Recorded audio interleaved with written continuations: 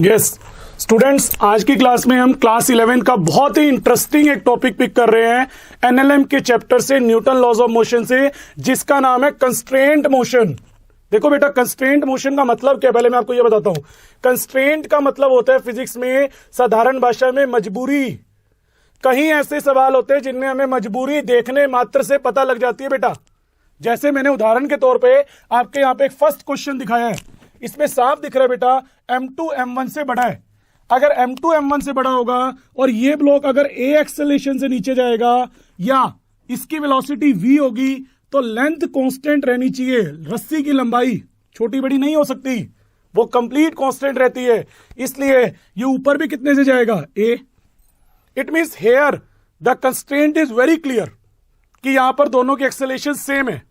Look at this figure. अगर इस figure में मान लो ये किसी एक्सेलेरेशन a1 से नीचे जाता है तो ये पुली भी नीचे जाएगी, ये पुली नीचे जाएगी। इस पुली के नीचे जाने से ये रस्सी की लंबाई यहां पे कुछ बढ़ जाएगी इतनी, और ये ब्लॉक कुछ ऊपर चला जाएगा। आप उदाहरण के तौर पे ये मान के चलो, अगर ये x1 नीचे जाता है ब्लॉक तो x1 लेंथ यहां बढ़ेगी और x1 लेंथ बेटा यहां बढ़ेगी। बोलो सही है बिल्कुल। अगर x1 लेंथ यहां बढ़ गई और x1 लेंथ भी यहां बढ़ गई और ये ब्लॉक मान लो गया है x2 से ऊपर, तो हम देखो क्या कह सकते हैं, जो टोटल लेंथ ऑफ स्ट्रिंग होती है वो बेटा हमेशा कांस्टेंट रहती है। तो अगर ये x1 नीचे गया तो x1 लेंथ एक्स्ट्रा इधर आई, x1 इधर आई, तो इसका मतलब ये ऊपर कितना गया होगा, ऊपर गया होगा 2x1। कितना गया होगा, 2x1। It means here x2 is equal to 2x1।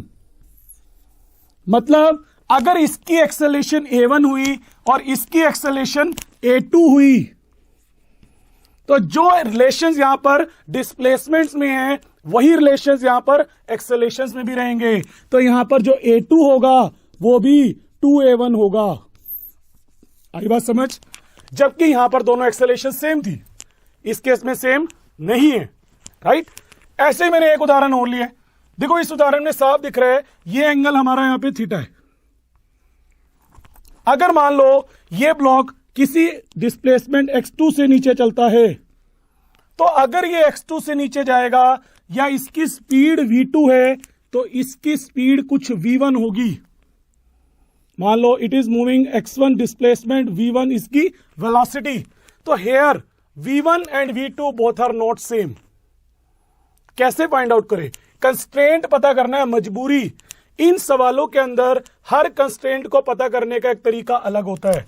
इसमें डायरेक्ट पता लगा, इसमें एनालिसिस से पता लगा, इसमें एक कंसेप्ट लेते हैं द कंपोनेंट ऑफ वेलोसिटी और acceleration along length of string remain constant.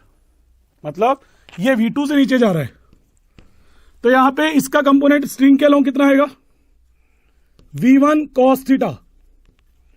तो by using the point the instructions I have provided here, v2 is equal to v1 cos theta. आया समझ?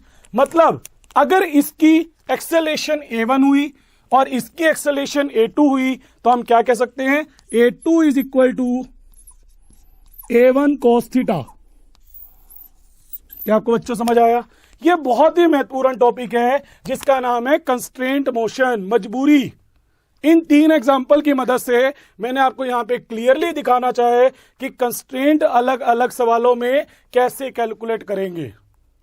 राइट बच्चों? इस सवाल बड़ा कॉमन है, इसमें और भी टाइप के हमारे क्वेश्चंस फ्रेम हो सकते हैं। जैसे अगर मैं करना चाहूं एक क्वेश्चन और, हमारे पास लेट्स सपोज